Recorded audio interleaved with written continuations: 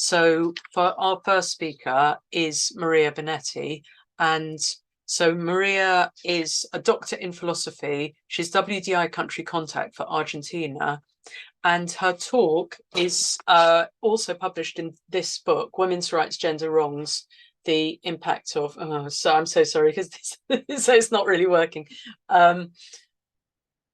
Yeah, well, you get a bit of it. Anyway, in the book, the WDI book, and the title of Maria's talk is Reproductive Extractivism in Latin American Fertile Wombs. So thank you so much, Maria, and over to you.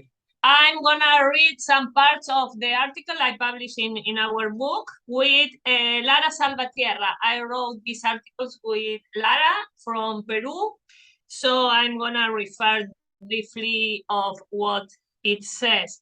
The title is Reproductive Extractivism in Latin American Fertile Wombs.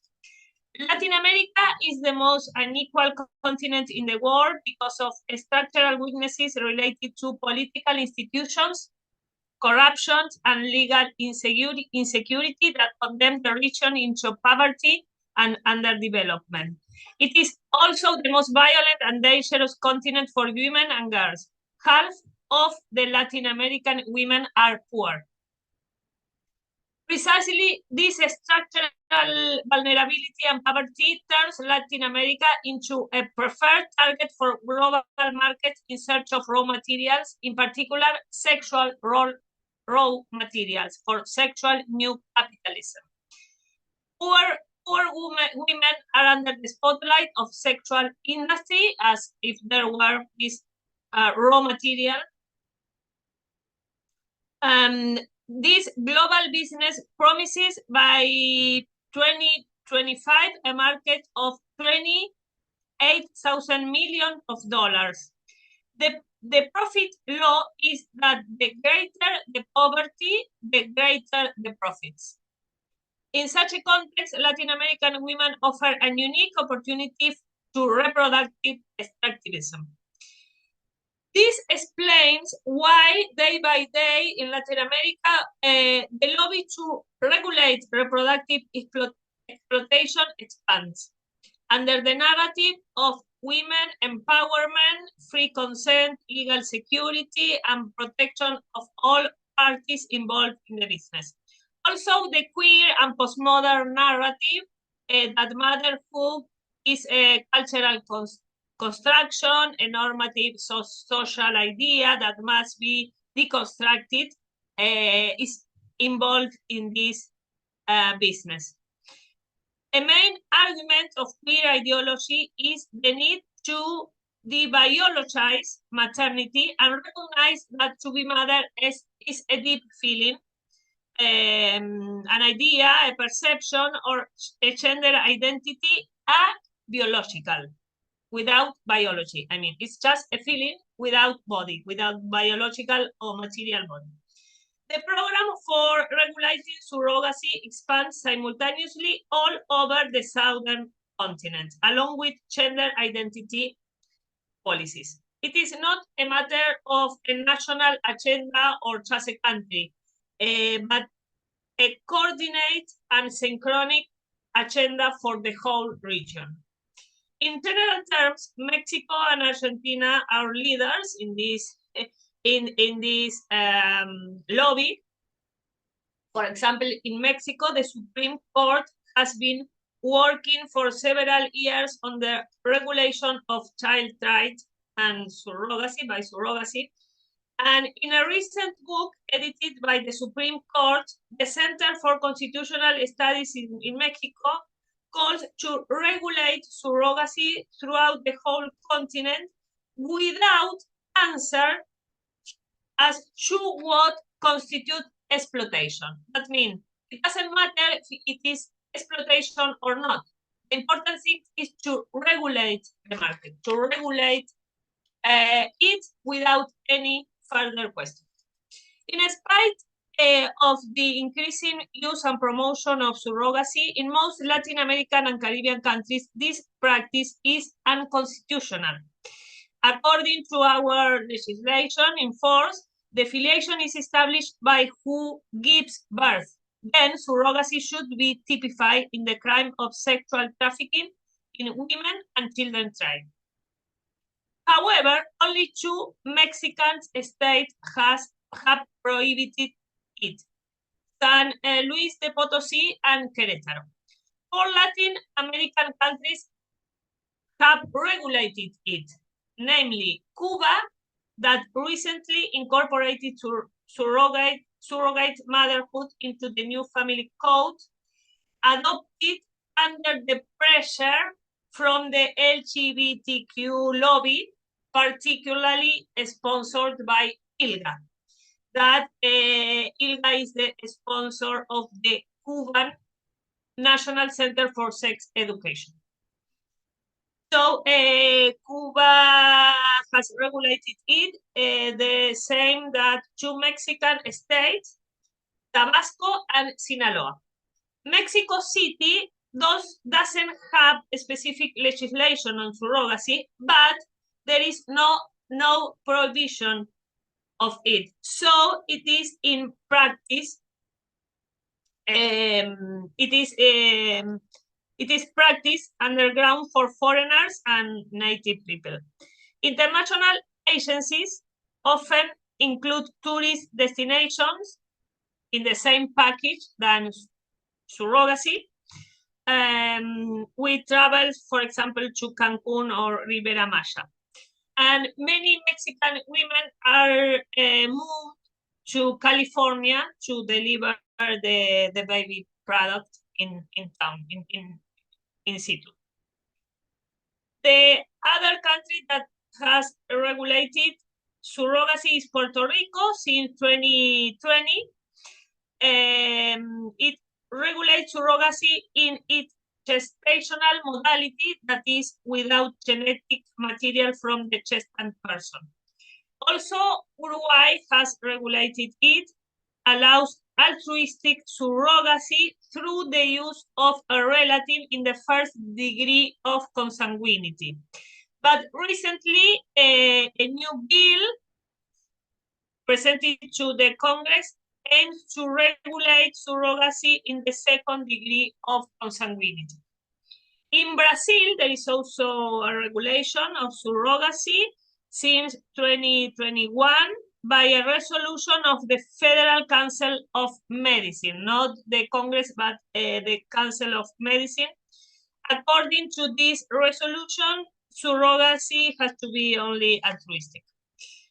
In the rest of the continent, except these countries, Cuba, some Mexican states, Puerto Rico, Uruguay, and Brazil, in the rest of the continent, surrogacy is illegal, even though it is tolerated under the excuse of some legal pattern.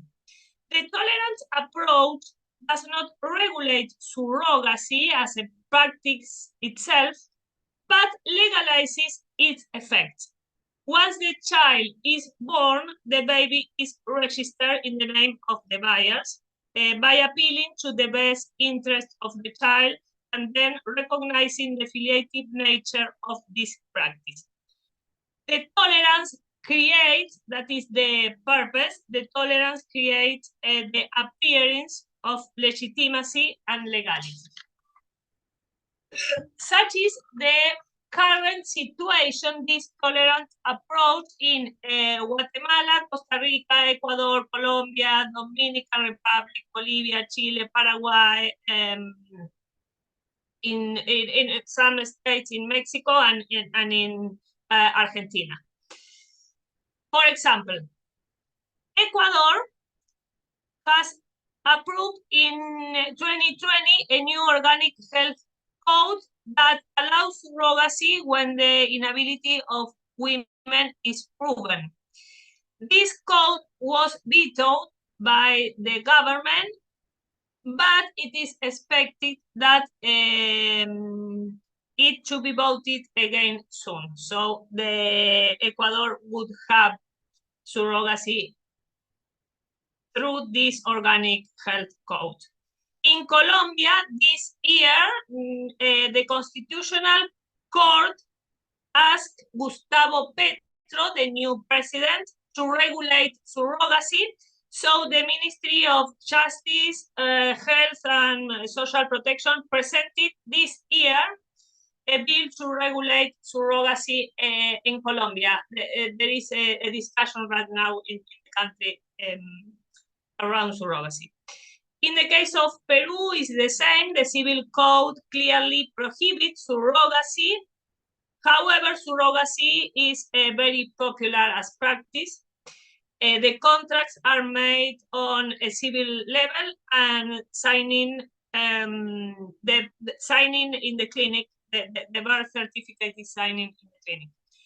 In Argentina, several hundred court rulings have recognized the filiative effect of the surrogacy. There is also a resolution in Buenos Aires City that allows the birth registration of children born by surrogacy for residents and foreigners. That resolution came after a legal protection claimed by the Argentinian Federation of Lesbian, Gays, Bisexual, and trans people. There have been also many bills submitted to the Congress to regulate surrogacy. The last one was last year. It is important to point out the price of this practice in Latin America. While in United States, surrogacy practice costs about between $160,000 and $110,000. In Ukraine, about $50,000. In South America, the price is about $10,000, or even in Colombia, $6,000. In Argentina now, with the devaluation, should be around $6,000. So it is a very attractive target, South America, to this business. We can see on social networks the capture of poor women by lawyers, agencies, clinics, clients looking for mothers in WhatsApp, Facebook, Instagram, whatever you see this offer and demanding people, women. The mass media install the issue through emotions, celebrating the love of new families and the sweetness of blonde children. Always there are blonde children chosen by catalogs, and with blue eyes, and applauding the generosity of poor mothers. Well, but on the other hand, the feminist resistance has also begun at national and international level. We have the initiatives operating in South America, for example, of the Coalition Against Trafficking in Women in Latin America and Caribbean, or the International Coalition for the Abolition of Surrogate Motherhood. Both are present between our feminists. There are two bills recently submitted in Mexico to incorporate surrogacy into the federal crime of trafficking in women.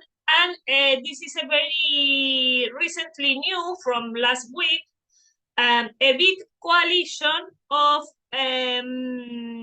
Mexican women deputies from all parties have agreed to prohibit surrogacy from the Constitution. This is a very new initiative that is taking place right now in Mexico. That would be a very good action.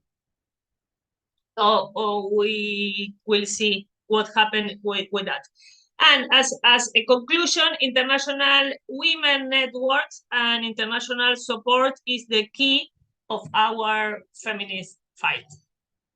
The question was how to deal with this situation in surrogacy, how to show the dehumanization of the whole business. And I guess that a good point to make women conscious about that is to show the deshumanization of women, of the mother and of children, how to treat children as a product, deliver to expend and to deliver, and women completely dehumanized. So that sensibilization, that kind of sensibilization about the whole matter is a good point for us to do the same that they do, because they appeal to emotions, and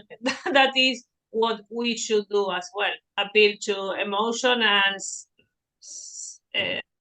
well, the consciousness and awareness of the crime that surrogacy implies.